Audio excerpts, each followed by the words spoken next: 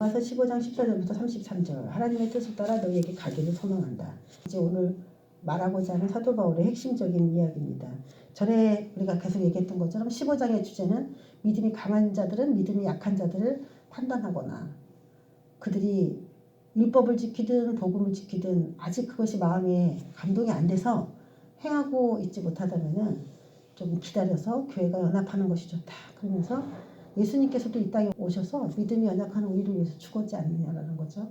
그래서 이때 당시에 교회에서 계속 대립되는 거는 교회 안에 유대인도 있고 이방인, 그 외국인들도 많이 있었던 거예요. 근데 유대인들은 원래부터 율법을 지키면서 생활을 했던 사람이고 외국에서 온 사람들은 그런 거 하나도 모르기 때문에 도리어 믿음을 더 누가 받아들일 수 있냐면은 외국인들이 더 예수님의 십자가의 공로를 받아들이고 그냥 믿음을 갖기가 더 편해요.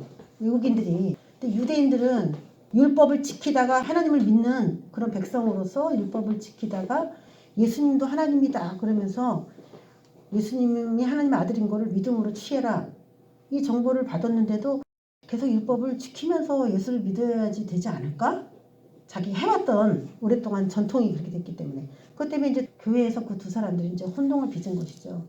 그래서 믿음이 강한 자들이 약한 자들을 이렇게 볼 때에 너네 왜 그 율법에서 먹지 말라는 걸 자꾸 먹어? 하면서 그렇게 할 필요도 없고 그런 분쟁을 교회 안에서 어떻게 해결해야 되냐. 예, 교회가 의외로 분쟁이 많아요. 가정도 분쟁이 많잖아요. 생각이 서로 다르고 안 맞아서. 그것처럼 교회는 더한 곳인데 그런 믿음이 강한 자와 약한 자를 얘기하다가 이제 오늘 22절에 딱 도착을 했는데 그 전에 우리가 한 가지 14절부터의 내용 중에 중요한 게 한 가지가 있어요. 16절인데 자, 이 은혜는 곧 나로 이방인을 위하여 그리스도 예수의 일꾼이 되어 하나님의 복음의 제사장 직분을 하게 하사 이방인을 제물로 드리는 것이 성령 안에서 거룩하게 되어 받으실 만하게 하려 하십니다. 간단하게 말하면은 유대인과 이방인 교회가 협력해야 되는 이유를 이제 소개하고 있는 거예요. 이방인을 제물로 받으시는 것이 하나님의 소원이다. 그리고 사도 바울이 편지를 쓴 이유 사도 바울이 내가 제사장이 되어가지고 이방인까지도 유대인은 하나님 백성이었고 원래 이제 새로운 사람이 교회에 들어왔을 때 율법 때문에 마찰이 일어나고 막 이런 거 그런 거 너무 교회 안에서 문제시 삼지 말아라. 그러면서 저 이방인들 교회 안에 들어왔을 때 너희들이 볼 때는 뭐 율법도 안 지키니까 이 사람들이 믿음 없는 사람처럼 보이지만 하나님은 이 사람을 제물로 바치는 게 하나님의 소원이다. 그러니까 지금 누가 더 믿음이 좋냐 약하냐 그런 걸로 분쟁 삼지 말아라 이 얘기인데요. 이게 굉장히 중요한 얘기입니다. 이방인을 제물로 받으시는 것이 하나님의 소원이다. 거기 16절에는 뭐라고 되어 있냐면 이방인을 제물로 드리는 것이 성령 안에서 거룩하게 되어 받으실 만하게 하려 하십니다. 이렇게 나왔어요. 이게 성령 안에서 이방인을 제물로 받는 게 받으실 만한 하나님의 제물이라는 거예요. 여러분이 제물이 뭔지 알죠? 다 불에 태워가지고 하나님께 올려드리는 거거든요. 그게 제물인데 여러분이 예수님을 보고 교회 들어오는 이유가 여러분을 다 불에 살라가지고 하나님께 드리려고 결심하고 오는 사람이 있어요? 그런 마음이 막 생겨요? 나를 불살라서 하나님이 받아? 생각 별로 안 하고 신앙생활 하잖아요. 그래서 거기서부터 다툼이 일어나는 거예요. 뭔가 잘 돼야 될 텐데 교회 안에서 그것만 생각한 건데 이게 제일 잘 되는 거예요. 이게 하나님께 드려지는 인생이 가장 잘 되는 건데 우리가 생각하는 잘 되는 거의 기준이 완전히 다르기 때문에 이러니까 거기서부터 이제 여러 가지가 안 맞는 것인데 사도 바울은 이제 뭐 그런 분쟁 이런 것이 다 이제 의미가 없고 유대인 그들과 이방인이 하나님께 그냥 온전히 바쳐지기만을 그렇게 교회가 그것만을 하기를 성령의 운행 안에서 그렇게 하기를 원하는 것이다라는 거죠. 자, 두 번째는 말씀에 대한 성취 때문에 유대인과 이방인 교회가 협력해야 된다. 그러면서 21절에 나옵니다. 기록된 바 주의 소식을 받지 못한 자들이 볼 것이요 듣지 못한 자들이 깨달으리라 했으니까 이방인들이 교회 안에 들어와서 잘 정착하도록 너희들이 도와라. 서로 도와라. 이 말을 하나님께서 하셨으니까 말씀을 성취해야 되니까 교회 안에 분란으로 인하여 흩어지게 하지 말고 못 듣던 사람은 복음을 다 듣고 다 하나님을 믿을 수 있게 그렇게 하라는 것이죠. 자, 요게 어디에 대한 인용이냐면 이사야 52장 14절, 15절에 대한 인용이에요, 이게. 자, 이 얘기가 무슨 얘기냐면은 전에는 그의 모양이 타인보다 상하였고 이 제가 그에다 이렇게 밑줄을 쭉쭉 걷잖아요. 요 그가 누구예요? 구약에 나온 요 그. 전에는 그의 모양이 타인보다 상하였고 요 그가 누구냐고. 그. 타인보다 많이 상한 것처럼 보이는 분이 누구예요? 예수님이잖아요. 그분에 대해서 얘기하는 거예요. 이게 지금. 전에는 예수님의 모양이 타인보다 상하였고 예수님의 모습이 사람들보다 상하였으므로 많은 사람이 예수님에 대해서 놀랐다는 거예요. 오, 어떻게 저렇게 상했냐. 그가 나라들을 놀라게 할 것이며 상한 것이 나라들을 놀라게 한다. 이거 뭐냐면 십자가의 그 사건으로 인하여 야, 우리의 메시아 되신 분이 그렇게 돌아가실 수가 있느냐. 그런 거를 깨달은 사람마다 놀라는 거죠. 그가 나라들을 놀라게 할 것이며 왕들은 그로 말미암아 그들의 입을 봉하리니. 왕이면 높은 사람인데 더 높은 그 왕이 오셔가지고 그렇게 돌아가시는 그런 모습을 보면은 참 할 말이 없다는 거죠. 입을 봉하시리니 됐으니까. 우리는 이제 왕이라고 하면 막 이렇게 굴림말 하려고 하는데 예수님은 왕이신데 굴림말 하려고 하지 않고 자신이 친히 상하셨거든요. 왕들의 입을 봉할 수밖에 없는 그런 사건이죠. 아니 하다못해 하나님이신 그분도 이 땅에 내려와서 인간을 위해서 그렇게 맞고 찢어져서 죽어주시는데 이게 이방 교회가 유대인 교회가 서로 뭐 자기가 잘났다고 하면서 이러는 거는 말이 안 된다. 그리고 이방인은 뭐 교회 오면 안 돼 뭐 이런 생각을 갖고 있는 것도 교회 안에 있는 유대인들에게 있었는데 예수님이 이방인을 교회 안에 들어오게 하기 위해서 당한 고난을 봐라. 그러니까 문제시 삼지 말라 이거죠. 이는 그들이 아직 그들에게 전파되지 아니한 것을 볼 것이요. 이 그들은 예수님에 대해서 이제 새롭게 알게 되는 어떤 그런 사람들이죠. 아직 듣지 못한 것을 깨달을 것임이라 그러면서 이 메시아에 대한 걸 알게 될 때에 사람들이 엄청 놀랄 것이다. 이렇게 열방이 예수님에 대해서 다 알게 되는 말씀이 있으니까 예수님의 복음은 이방인이나 유대인이나 다 받아들여야 된다. 그 복음을 다 받아들일 때까지 서로 뭐 요만한 거 그런 거 문제지 삼을 그럴 만한 일이 전혀 없다. 이러고서 이제 21절까지 끝났어요. 예, 22절부터 우리가 중요시 여기서 볼 건데 그러므로 또한 내가 너희에게 가려 하던 것이 여러 번 막혔다. 오늘 이 편지를 쓴 사람이 누구냐면은 사도 바울입니다. 사도 바울이 로마서를 쓰는 거예요. 근데 이 편지를 쓰려던 거 우리가 로마서 처음 할 때도 얘기를 했는데 3차 선교 여행 중에 고린도에서 기록됐어요. 3차 선교 여행 중. 그러면 사도 바울이 몇 차까지 선교 여행을 했냐면 1차, 2차, 3차를 선교 여행을 했거든요. 이게 마지막 선교 여행이에요. 그 다음에 우리는 일정이 어떻게 되는지 알죠? 3차 선교 여행 가면 뭐예요? 죄인이 되어가지고 로마로 가는 거. 그리고 이제 성경은 사도행전이 끝나요. 그런 이야기들이 이제 사도행전 좀 나오는데 3차 선교 여행이 선교 여행 중에 마지막 선교 여행이에요. 그 다음에 로마로 가는 거야.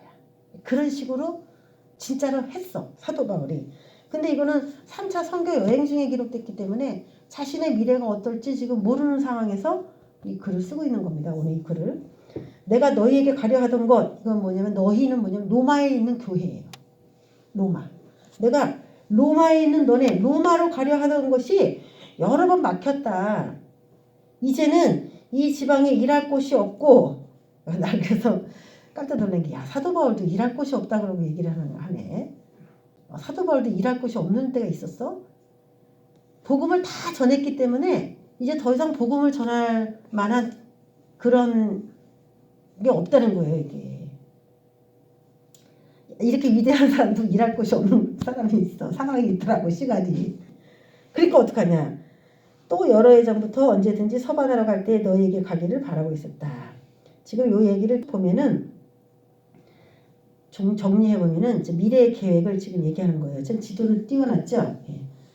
간단하게 말하면 나는 로마에 들러서 서반하러 가고 싶다. 이런 말이에요. 너희에게로 들려서 기쁨을 잠깐 나눈 후에 너희가 나를 서반하러 보내주면 좋겠다. 이렇게 얘기를 하는 거예요. 로마 사람들이 서바나로 이렇게 보내주기로 한다. 서바나가 지금으로 말하면 스페인입니다. 스페인. 자, 우리가 매일 잘 보는 지도는 거기 예루살렘 별이 있죠.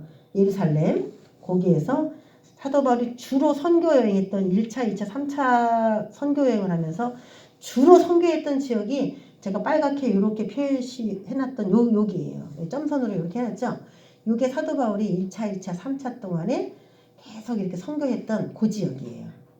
그런데 이제 사도 바울은 어떤 계획이냐면 여기만 기도하는 게 끝이다 이게 아니라 더 가서 로마 너네가 있는 로마까지도 간 다음에 너희가 나를 그 스페인 쪽으로 이렇게 보내주면 좋겠다. 그래서 지금 사도 바울은 현재는 뭐 고린도에 있고 그렇지만 지금 보기에는 아주 멀리까지 여러분 지금은 비행기도 있고 배도 있고 그래서 여기가 그렇게 먼 거리가 아니지만 그 당시에는 뭐 지금처럼 그렇게 빠른 배가 있는 것도 아니고 비행기가 있는 것도 아니기 때문에 여기가 엄청 먼 거리예요. 이게 우리 예루살렘도 못 가봤잖아. 예루살렘도 못 가봤는데 터키, 마게도냐를 거쳐서 고린도까지 가서 로마, 스페인까지.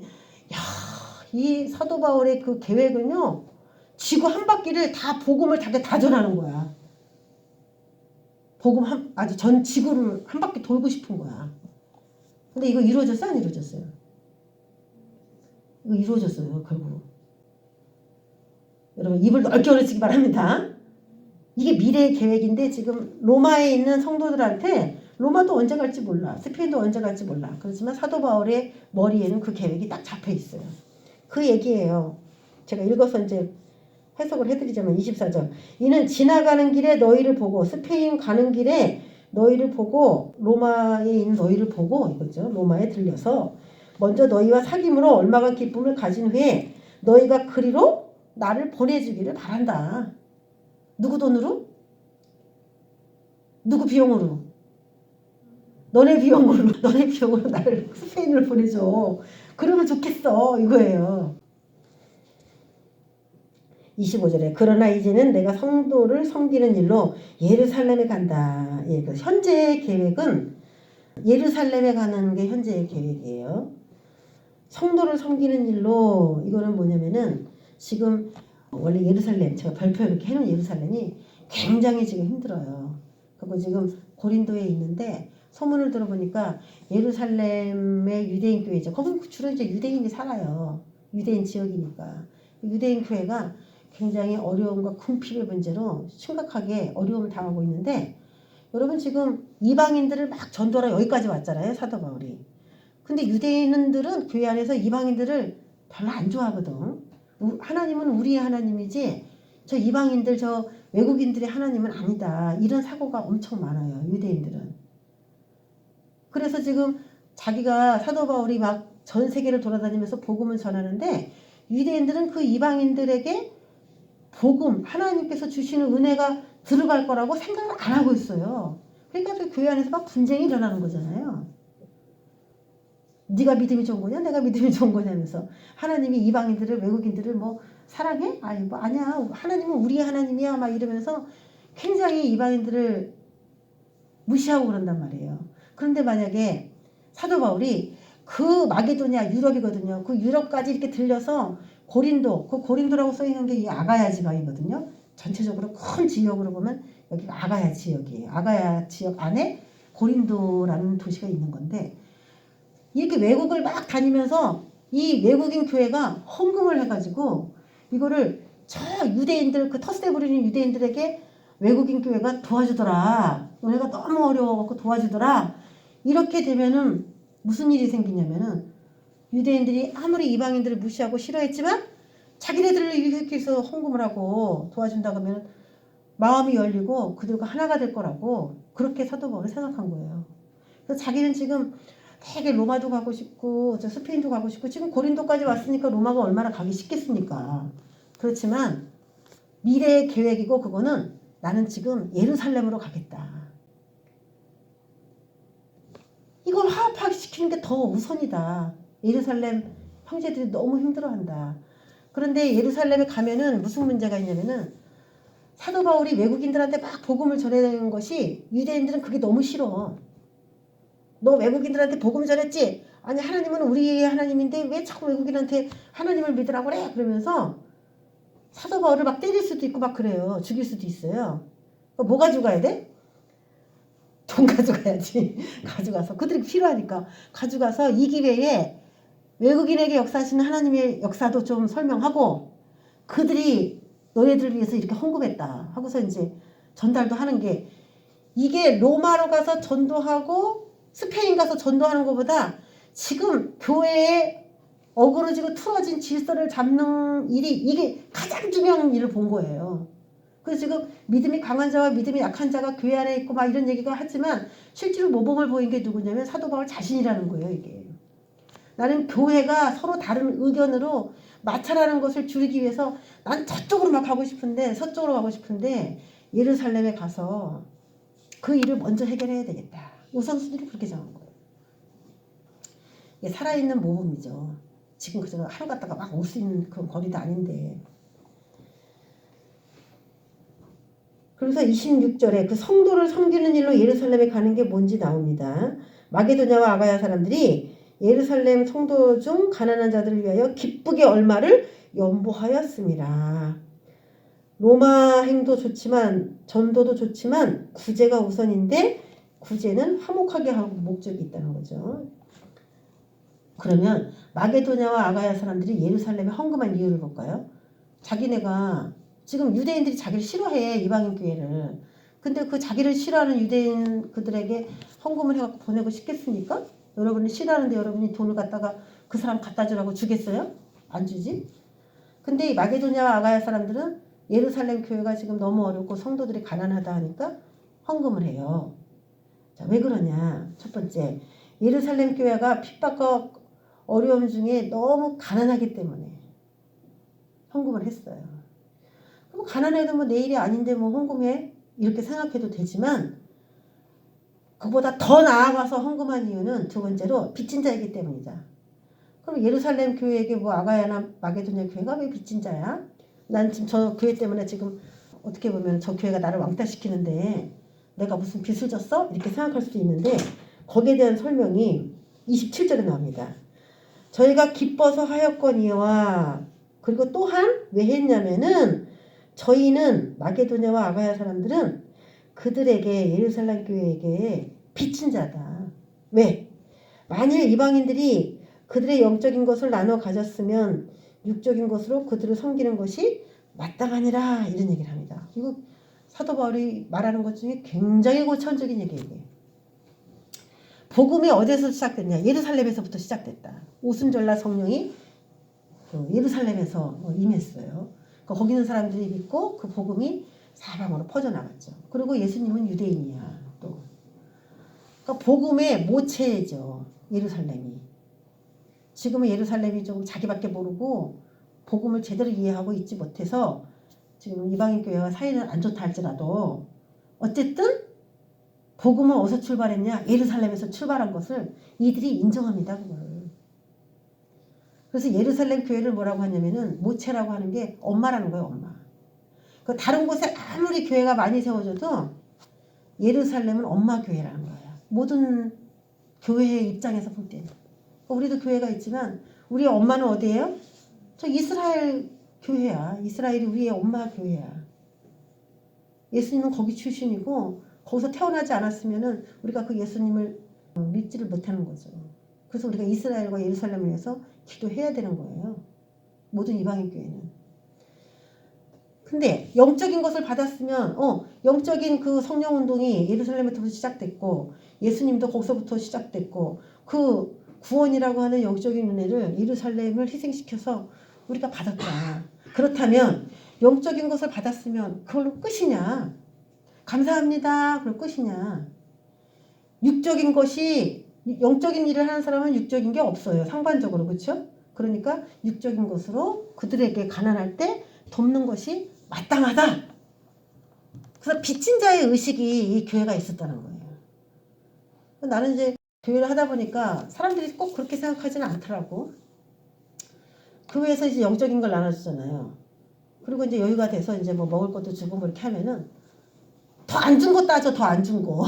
쟤는 많이 주고 왜 난 조금 줬냐 막 이런 거. 호환되는 겁니다. 이 세상의 모든 것들은. 왜냐면은 교회는 육적인 돈이 나오는 일을 하는 직업이 아니잖아요. 직업이. 그러니까 그건 어떻게 운영되냐면 성도들의 헌금으로 운영되는 거예요.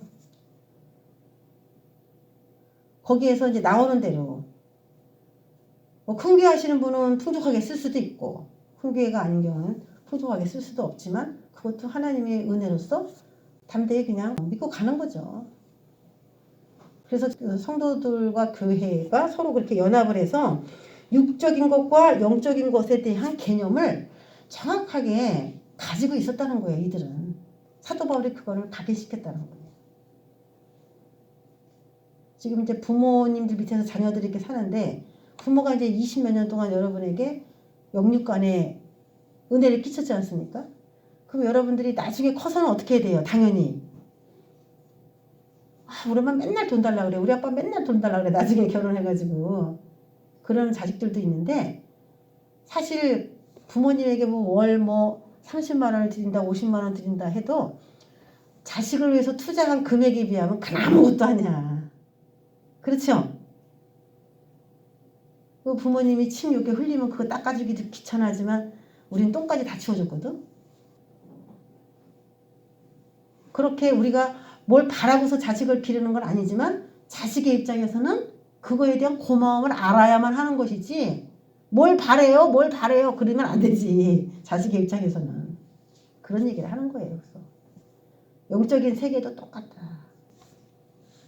서로 주고받는 그런 은혜가 있어야 된다 이것이죠.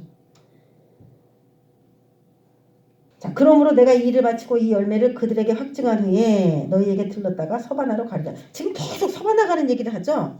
내가 이 일을 마치고 예루살렘 가서 너희들이 헌금한 거 갖다가 예루살렘 교회 갖다 주고 이 열매를 그들에게 확증한 후에 이 열매를 이렇게 연보한 그 결과를 그들에게 마무리 짓고 이런 뜻이죠. 마무리 짓고 이제 서바나로 가려고 한다. 너네들 들렸다가 이제 서바나로 그렇게 가려고 한다 이거예요. 내가 너에게 나갈 때 그리스도의 충만한 복을 가지고 갈 줄을 아노라. 예루살렘에서 일이 잘 풀려가지고 너네들한테 기쁜 마음으로 일이 잘 됐어 그러면서 가기를 원한다 이거예요. 형제들아 내가 우리 주 예수 그리스도의 성령의 사랑으로 말미암아 너희를 권하노니 너희 기도에 나와 힘을 같이 하여 나를 위하여 하나님께 빌어. 자, 기도해달라 이 말입니다. 지금 연보의 숨겨진 의미는 제가 얘기를 했죠. 예, 연보는 왜 하는가? 이방인 성도들의 사랑의 행위를 통해서 예루살렘과 이방교회가 관계를 극복하는 거. 그거를 연보의 의미 속에 두고 연합해라 그런 의미가 이제 들어있고요. 자, 바울이 지금 기도를 요청합니다. 첫 번째 31절 나로 유대에서 순종하지 아니하는 자들로부터 건짐을 받게 하는 그 기도를 요청합니다. 예루살렘 그 유대인이에요. 사도 바울도 유대인인데 그 사람이 왜 예루살렘 가는 걸 이렇게 두려워할까? 나를 건짐을 받게 하라. 무슨 문제가 있나? 예, 예수 그리스도를 믿어야 된다라는 얘기는 율법으로 하나님의 백성인 것을 믿고 살았던 사람들에게는 이거 자체가 굉장히 충돌입니다. 이게. 그래서 유대인들은 싫어해요. 사도 바울을. 너 배교자다 뭐 이렇게 말을 하기도 해요. 그러니까 예루살렘의 유대인들에게서 안전하도록 기도를 부탁합니다. 또 예루살렘에 대하여 내가 섬기는 일을 성도들이 받을만하게 하고 이건 뭐냐면 예루살렘에 대하여 내가 섬기는 일을 성도들이 받을만하고 이건 뭐냐면 내가 연보를 들고 가는데 그들이 그걸 잘 받아서 마무리가 잘 되도록 이 기도를 해야 되는 거죠. 왜 돈 갖다 주는데도 싫으나? 왜 이 기도를 하라고 그래요? 이방인 교회를 인정하지도 않는 예루살렘 교회가 그걸 갖다 줬다 그래가지고 아이고 고맙습니다 하고 덥석 받아가지고 그 교회를 포옹하거나 끌어안지는 않을 거라는 거죠. 너는 왜 중간에서 이딴 일을 하냐? 그렇게 말을 할 수가 있는 거죠. 그러니까 거기에 대한 이들은 하나님에 대한 열심이 엄청 많기 때문에 유대인들이 뭐 이런 것 때문에 사람을 죽이거나 뭐 문제 삼을 만한 건 아닐 텐데 우린 그렇게 생각하는데 아니에요. 이들은 사도 바울을 그 먼 데까지 쫓아가고 때려 죽이는 거 봐요. 이게 뭐냐면 하나님에 대한 열성입니다. 자기가 그게 옳다라고 믿기 때문에 모든 생활을 다 버리고 사도 바울만 쫓아다니잖아. 회사 출근도 안 하고. 엄청난 사람입니다. 그게 하나님에 대한 보답이라고 생각하는 거예요. 그러니까 막 위기의식을 느껴. 그런데도 가. 또 32절에 나로 하나님의 뜻을 따라 기쁨으로 너희에게 나아가 너희와 함께 편히 쉬게 하라. 그런 다음에 내가 일을 잘 마무리 짓고 로마에서 만남이 이루어지도록 그렇게 기도를 요청을 합니다.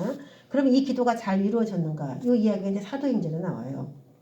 자, 예루살렘의 유대인들에게서 안전하도록 이 기도는 이루어졌을까? 일단 갔더니 유대인들이 사도 바울을 받아줬느냐? 예, 안 받아줬어요. 그래서 사도행전 가면은 계속 유대인들이 사도 바울을 잡아 죽이려고 막 베개를 꾸미고 금식까지 하면서 길가에 잠복하고 서 있다가 사도 바울을 옮길 때에 나타나서 죽이려는 그런 음모까지도 막 세워요. 그래서 어떻게 보면은 이게 안 이루어진 것처럼 보여요. 그런데 사도 바울은 결국 안전하게 예루살렘을 빠져나왔고 하나님께서 도와주셔서 빠져나왔고 가이사라에 이렇게 운둔해서 살 수 있도록 모든 조건들이 마무리가 잘 됐어요. 그래서 유대인들에게 안전하게 결과적으로는 최종적 결과적으로는 이제 지켜졌죠. 그리고 로마로 그러면 갔느냐? 네, 로마의 제인된 신분으로 배를 타고 로마로 가서 거기서 복음을 전하는 일은 또 다시 시작이 됐어요. 그리고 우리 성경에 이제 기록이 되지 않았는데 로마로 가서 거기서 이제 감옥에 갇혀서 생활을 좀 하고 사람들에게 복음을 전하다가 결국 스페인에 가서 마무리 인생을 산 것으로 복음 전하는 일을 하다가 일생을 마친 것으로 그렇게 소개가 되고 있습니다. 그래서 이 기도는 기도한 대로 하나님께서 그 계획을 잘 들어주셨다는 겁니다. 자, 이 사도 바울은 모든 기도의 제목이나 포커스가 다 뭐였냐면 하나님의 복음을 전하는 그런 목표였어요. 저와 여러분에게도 계획이 있죠. 기도 제목이 있죠. 어떤 기도 제목이 여러분의 인생의 기도 제목입니까? 왜 하나님께서 이 사도 바울의 기도를 다 들어주셨을까요? 이 기도 제목이 하나님이 원하는 그런 마음과 일치됐기 때문이죠. 우리가 기도하는 이 기도도 하나님의 마음과 일치되는지 우리 기도 제목을 항상 점검하고 그리고 그것이 하나님 보시기에 맞다면 우리의 기도도 반드시 이루어질 줄 믿습니다. 기도는 하면 유익한 점이 있느냐? 네, 유익한 점이 있습니다. 하나님이 욕심으로 구한 거나 정욕으로 구한 것이 아니라고 생각하시면 우리의 영혼에 대한 기도나 그런 것들은 거의 다 이루어져요. 우리의 직업도 어떤 영혼을 구원하기 위하여 우리가 강구하는 그런 거라면 그것도 다 이루어집니다. 기도하지 않아서 문제지 구하지 않으니까 못 받는 거지 구한 것은 다 받은 줄로 여기라고 했습니다. 여러분에게도 구한 것들이 다 이루어지고 성취되는 그런 은혜가 임하시기를 주의 이름으로 축원합니다. 기도하겠습니다. 좋으신 아버지 하나님 감사합니다. 사도 바울이 자신의 인생 가운데 가장 으뜸으로 둔 것이 화합이었습니다. 연합이었습니다. 서로 다른 색깔을 가지고 있는 사람들이 싸우지 말고 함께 있자. 그리고 자신이 그 모범을 보였습니다. 싸움의 구렁텅이로 자신이 들어갔습니다.